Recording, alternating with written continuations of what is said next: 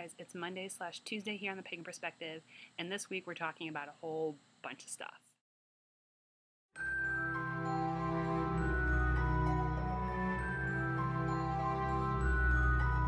Okay, so the first thing that Carl wanted us to talk about this week is we had been asked how we went about finding information about our paths and safe ways to find mentors, especially when you're online doing it. I have said it before in a couple of other videos where it was literally I found a book. It was something like So You Want to Become a Witch or something of that nature. Sorry for the funky colors going on right now. I know it's kind of weird. Try to stop it. But yeah, I had found that book and I read it and it just really struck a chord with me and I started looking for more information.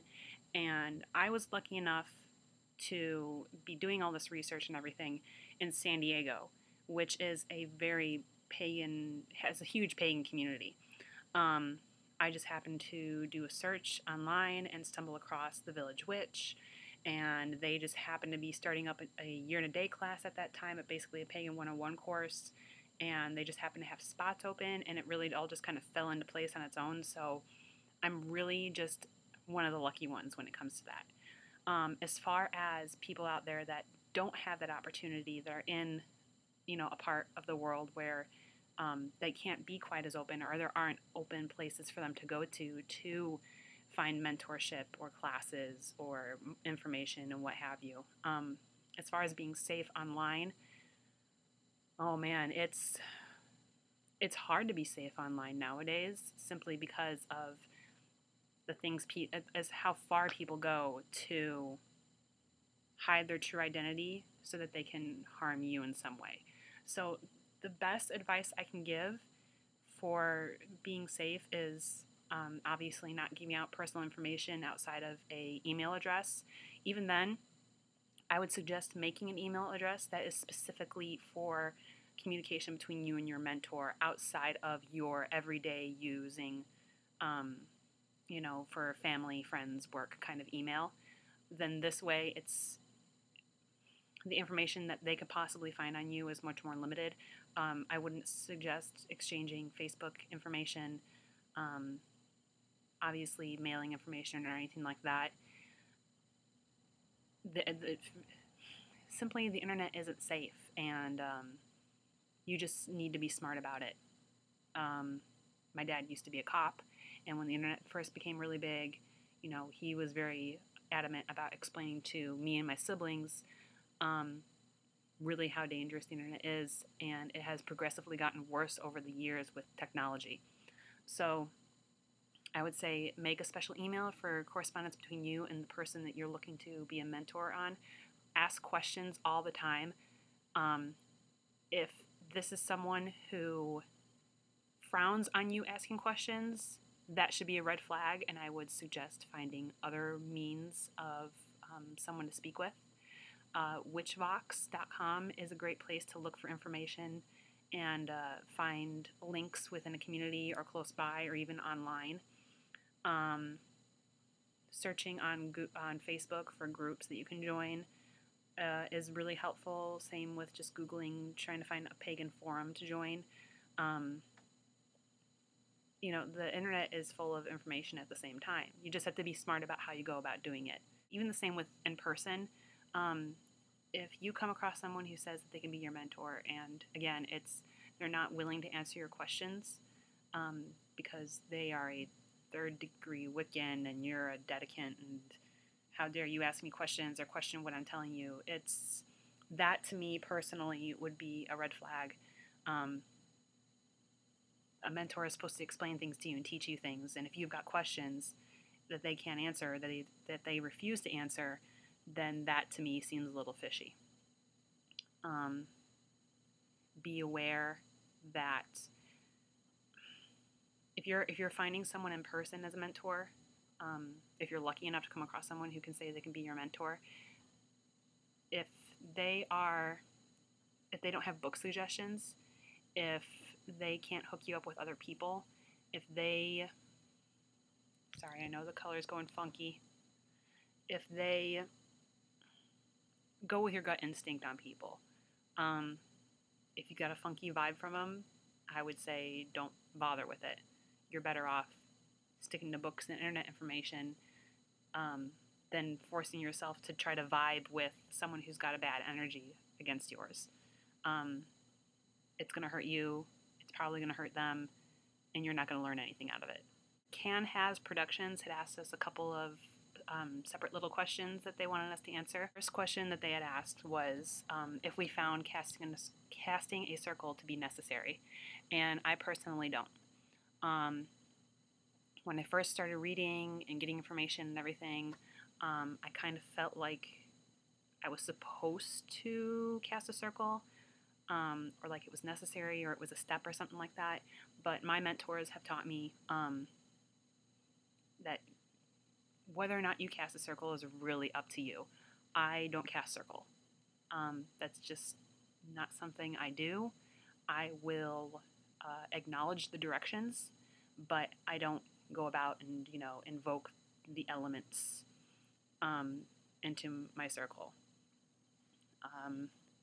One of my mentors does it with past self and present self and all kinds of other things. It's really what works for you. If you go into something and you feel like you need to cast a circle, by all means cast a circle. If you go into a situation and you feel like you don't need to cast a circle, or it's not something that jives with you, then don't do it. That may be too simple of an answer for some of you out there, but I've never cast a circle for any of the things I do. I've set sacred space by smudging and things like that, but I personally don't do all of that stuff. Next question was, doesn't harm none apply to animals?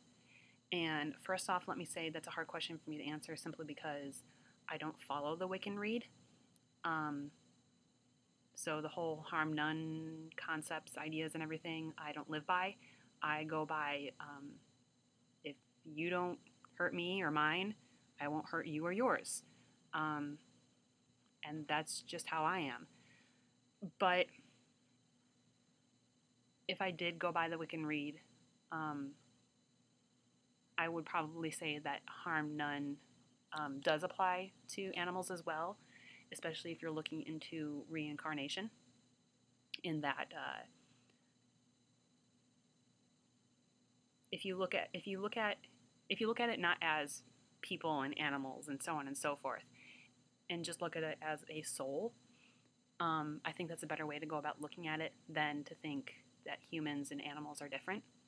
We all have souls, we all have feelings, we all bleed and breathe and feel pain and hurt and everything. So in that aspect, I would say that yes, the Rede does apply to animals in my opinion, but at the same time, someone could argue that it applies to plants as well.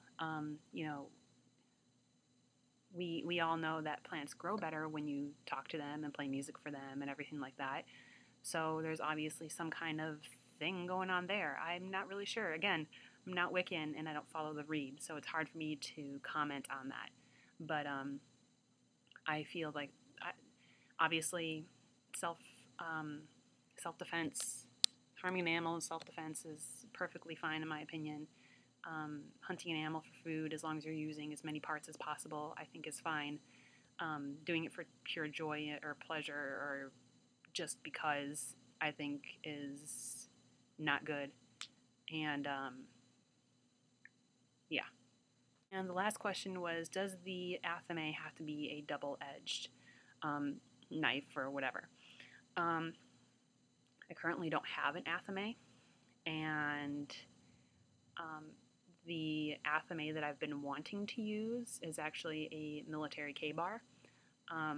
If I had one, I'd show it to you guys. It's basically just a freaking huge, like Rambo knife. And the ones I've been looking at, are all Marine Corps, USMC printed and whatnot. But I think when it comes to tools like athames and everything like that, I hear all these silly rules with it has to be double-edged and you can't use it for anything else other than casting circle or what have you. If I'm going to have an athame or a knife, it's going to be a working knife. When I do have my athame, which I feel weird calling it that, I prefer to call it just a knife. When I do get my knife, my K-bar and put it on my altar, it is going to be a working knife. And that's just me personally. I don't know why I would have a knife that simply was to cast circle when I can do that with my finger, or when I can do that with a wand, or I can do that with hell an NCO sword, or I can just stand there and raise it with my energy. And even then I don't cast circles. So does it have to be a double-edged athame? In my opinion, no. An athame is what you make of it. If you have a letter opener that works cool with you and you want to make that your athame, then make it your athame. If you feel that you should only ever use it for magical purposes, and if you use it for anything other than that, then it's useless and is an everyday tool or object, then that's cool. But a lot of people can look at a candle as being an everyday object. What makes a candle magical versus non-magical? What makes a seashell more magical than another seashell that you see at the beach? I think it's kind of silly. So this goes back to last week's topic of materialism and paganism. It comes down to your tools are what you make of them. And it's not the tools that make you the witch that you are. So I hope that answered all your questions and everything for this week. Sorry the video was late, craziness going on and everything. You guys already know about all of it. So I will see you guys next week, and have an awesome week. Aho!